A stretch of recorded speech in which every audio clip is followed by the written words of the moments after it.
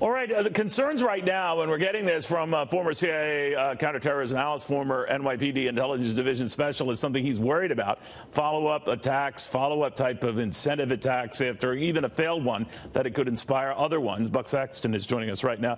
Buck, again, the latest fears seem to be just that they're planning something else. It is the holiday season. Tourists are in here by the thousands and millions across all urban areas.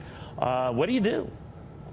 Well, Neil, they're trying to take as many precautions as they can. There are a couple of ways to break down the counterterrorism measures that we would put in place. One would be your static security efforts. Those would be things like vehicle barriers, which are increasingly important now that we see that that's a preferred tactic of the Islamic State and other jihadists now around the world for a mass casualty attack. Right. It's also very easy to pull off, as we know. The other big component of it would be pre-operational intelligence, essentially breaking up cells, disrupting plots before they can get fully in motion. And that's just an ongoing effort from law enforcement and the intelligence community. But they're ramping it up right now, Neil, because there are a lot of threats out there in terms of the chatter, there's specificity to them, and they have doubled down even after this latest attack on how the Islamic State and others want to hit here in New York City. Yeah, I was reading somewhere that sometimes when they go back and look at a failed attack, sometimes people are more inspired, some of the more nutty cases are more inspired to make their attack the one that works or to learn from the mistakes of the one that failed. What do you make of that? Well, a big part of how jihadists pick their targets is symbolism, and that's why New York continues to be such a high-profile target. That's why you've had about 16 or so plots disrupted since 9/11, major plots here in New York City.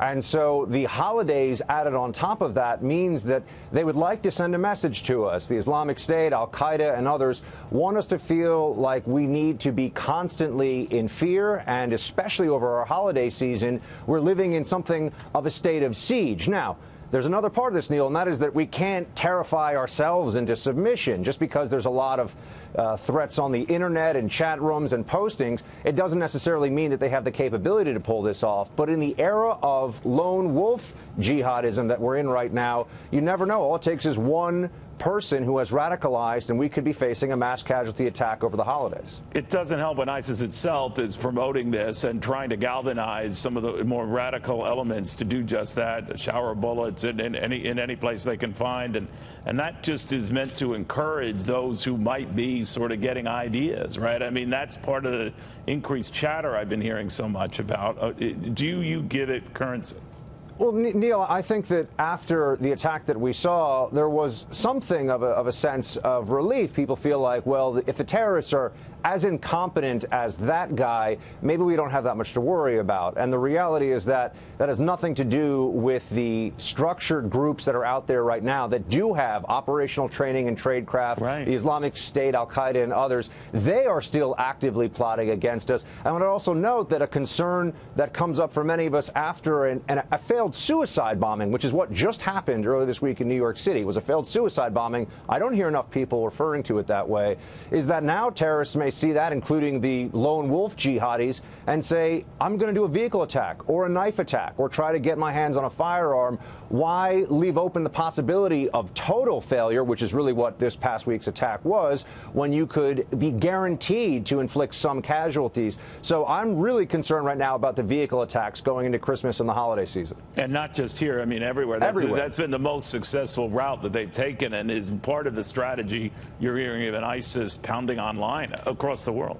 Yeah, the Islamic State is reliant more than ever on its online propaganda, Neil, because it no longer has a caliphate to speak of. And our European allies have to take this incredibly seriously, and they are. In fact, they're really on edge. You've had some massive raids in Germany trying to prevent assaults specifically on Christmas markets. That happened last year. You remember there was a death toll from that strike in Germany. And so this is now a heightened period.